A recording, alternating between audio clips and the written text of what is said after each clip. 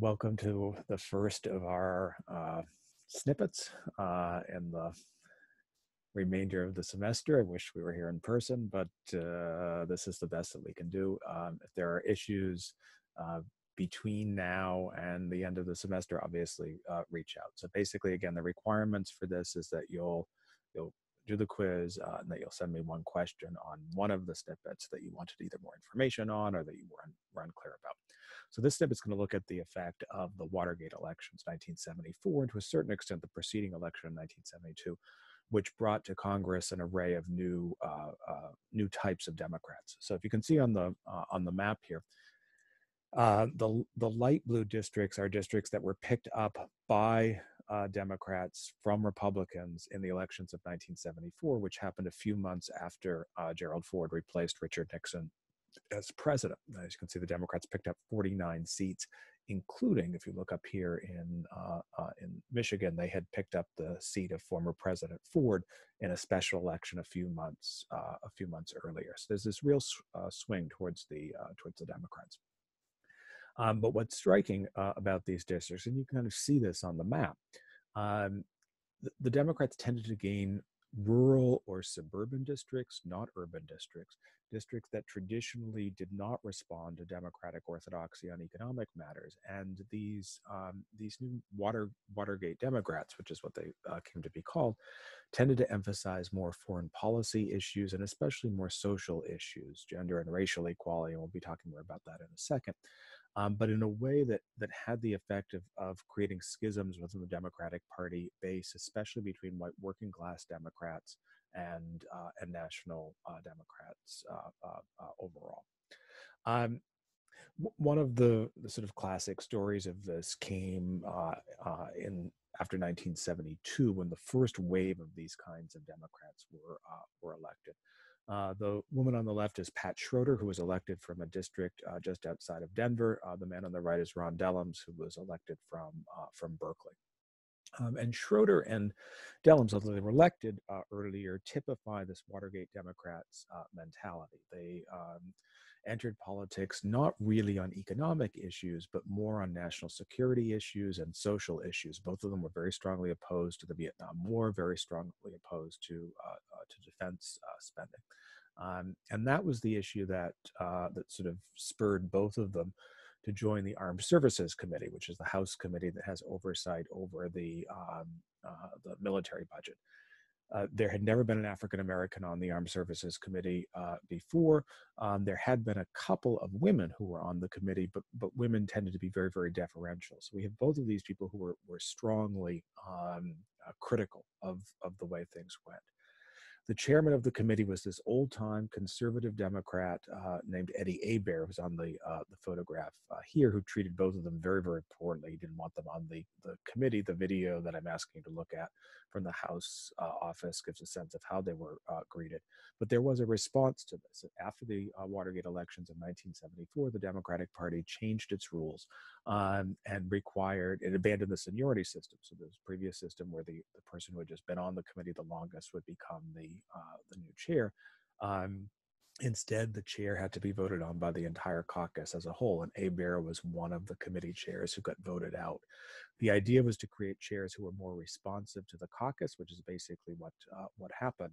But for a lot of these old-time conservative Democrats, the sense was that the party was shifting to the left and was abandoning their approach. And a lot of the voters in states like Louisiana, where Hebert was from, would start shifting to the Republican Party as a result. So what are the issues on the table that sort of that we see beginning these changes in the mid and late 1970s? And there were kind of three core issues domestically, in addition to the foreign policy issues of anti-war activism, human rights, and hostility to defense spending. And all three of these issues reflect what I think is modern democratic orthodoxy on social issues, but in the context of the 1970s, they were very, very divisive within the party. The first, and I think the most important in terms of the overall standing, was mandatory school busing in the North. And we had talked a little bit about this before our adjournment. I played that video of Nixon about busing in Detroit, ruminating how he could use that to spike Ed Muskie's campaign in 1972. But the height of the urban busing crisis comes in Boston, Massachusetts, which, on paper is the hotbed of American liberalism. It's the home of the Kennedys, a very, very democratic city. It had been a democratic city for decades, dating back to the 1920s before FDR. A federal district judge named Arthur Garrity, who's on the picture here, issued an order requiring the desegregation of the Boston public schools. There was never a de jure desegregation. It was just a tradition. South Boston, which is an Irish neighborhood, was an all-white school. Roxbury and Dorchester, which were mostly African Americans, were all black. And the school board, whose chairperson was this woman, Louise Day Hicks, tended to overfund the white schools, underfund the black schools, and that's what Garrity wanted to address. But there were class issues here as well. Garrity's kids didn't go to the Boston public schools. Wealthy kids in general didn't go to the Boston public schools. And so white working class voters, which were the core of the Democratic Party in Boston, saw this order as an elite that was imposing social change on their kids without it affecting the kids of Garrity and other figures. And there was massive resistance. Hicks was almost elected mayor of Boston due to her opposition to busing. There were violent protests, including this protest here. This photograph won the Pulitzer Prize for photography. It's this extraordinary image of this enraged white working class protester literally attempting to spear an African-American man with the American flag. And you got visuals that seemed out of Arkansas in the 1950s rather than Boston in the 1970s. The African-American kids who were bused into South Boston High School had to be accompanied by police, and there was round-the-clock protection. The irony of all of this is that busing failed even on its own terms. That is, it did not desegregate the Boston schools. Instead, what happened is that white parents increasingly pulled their kids out of the schools, often sending them to Catholic schools, rather than agree to integration. You can see from this chart, school district that was around 65% white before busing dropped to only 13% white by 2010. And so the benefits of integration, and especially even funding that busing was supposed to achieve, were never accomplished. The second social issue that emerged that divided elements of the Democratic coalition were gender rights, which really begins on this issue with abortion in 1973.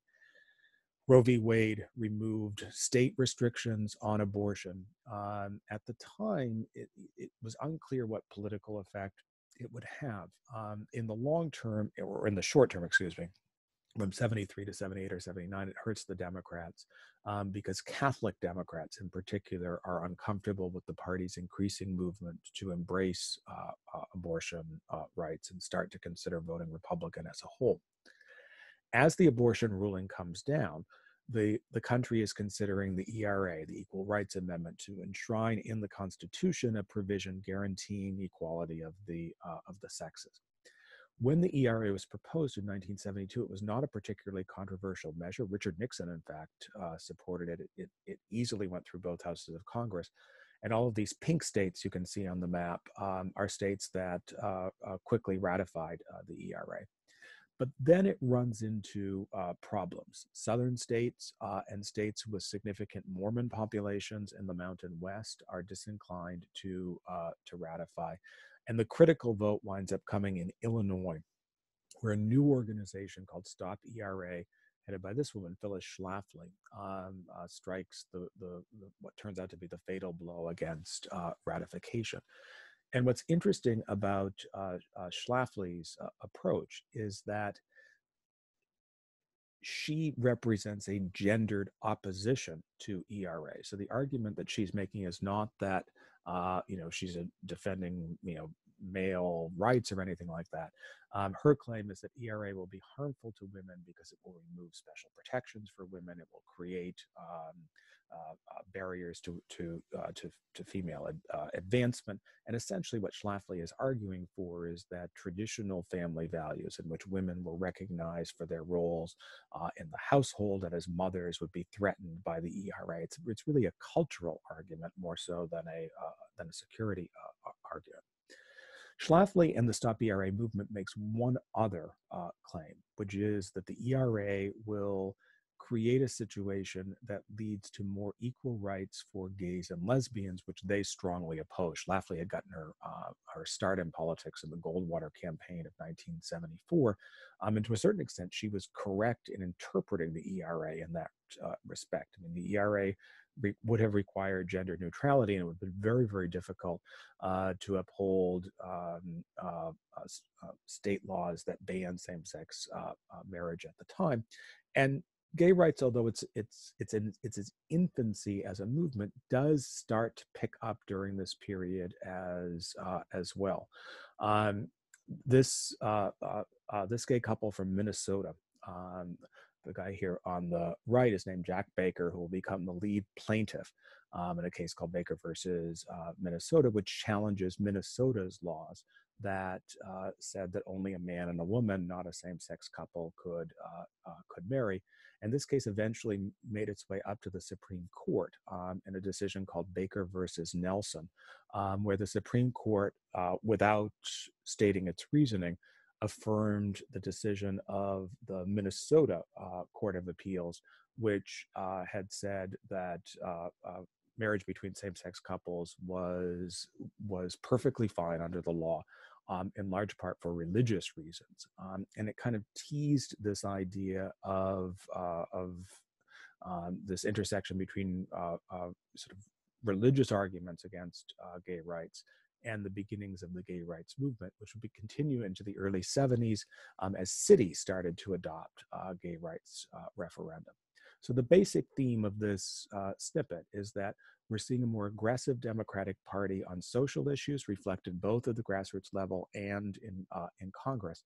But as these new issues of gender, of race, and sexuality start to take the fore, there are splits within the Democratic Party, and more traditional Democrats, especially white working class Democrats, start to become uncomfortable with the direction of the party. So that will conclude our first snippet.